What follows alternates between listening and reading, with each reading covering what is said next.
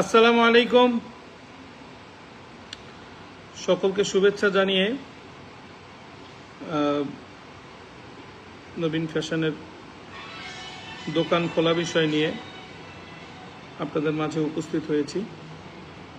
কখন আসলে ভাবি নাই যে কথায় কথায় লাইভে আসতে হবে, গ্রাহকদের জন্য বিভিন্ন বিষয়ে আলোচনা করতে। এখন আল্লাহ পাকের ইচ্ছা,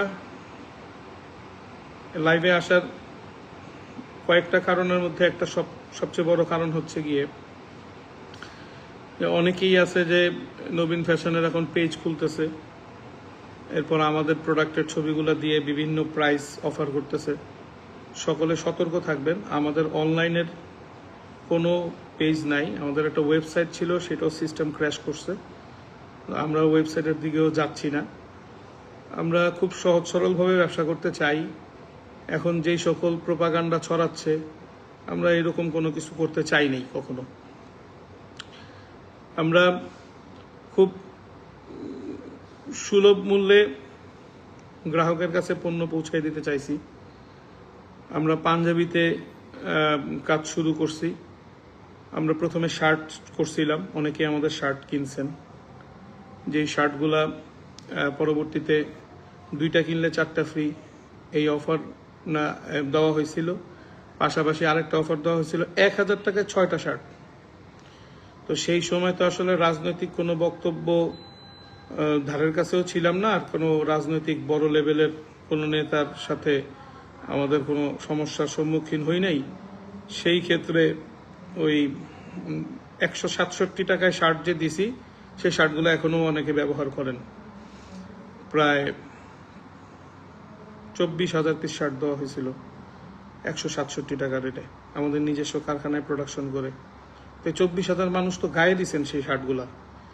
তো এই যারা গায়ে দিচ্ছেন তারা তো আমাদের পক্ষে কথা বলবে, কারণ তারা তো আমাদের পণ্য ব্যবহার করছেন। সুতরাং আমাদের গ্রাহকরাই আমাদের শক্তি হয়ে দাঁড়াইছেন।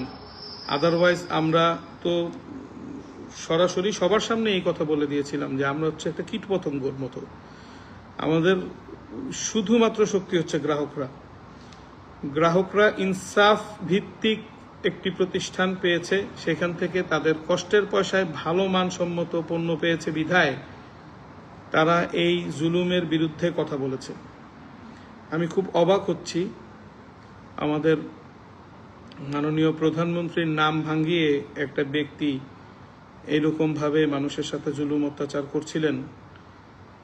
আমি সহ্য করতে না পেরে কোনো দলের সাথে জড়িত না হয়েও প্রধানমন্ত্রী পর্যন্ত যেন কথাটা যায় সেই জন্য একটা প্রেস কনফারেন্স করেছি। এই ছাড়া আমার মতো সাধারণ মানুষ কিভাবে প্রধানমন্ত্রী পর্যন্ত কথা পৌঁছাবে?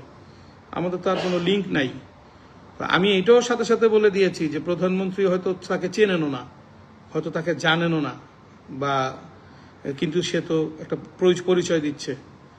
আমার এই বক্তব্যটাকে বিভিন্নভাবে ঘুরাইয়া আমার মাথায় শিং লাগাইয়া, আমার চোখে লাল কালার কালি দিয়ে আমাকে রাক্ষস বানায় এই প্রকাশ করা হচ্ছে যে আমি আসলে বহু বড় দানব। আবার এক একজন এক এক রকম কথা বলতেছেন। এগুলো শুনে আমি আলহামদুলিল্লাহ পড়তেছি, কারণ আমার নামে যে সকল কথাগুলো বলতেছেন এটা আমার জান্নাতে যাওয়ার জন্য একটা সুপথ। অন্য সবার মতো আমি না, আপনারা ভুল বুঝছেন। সবাই যেই পথে হাঁটে, নবীন সেই পথে হাঁটে না।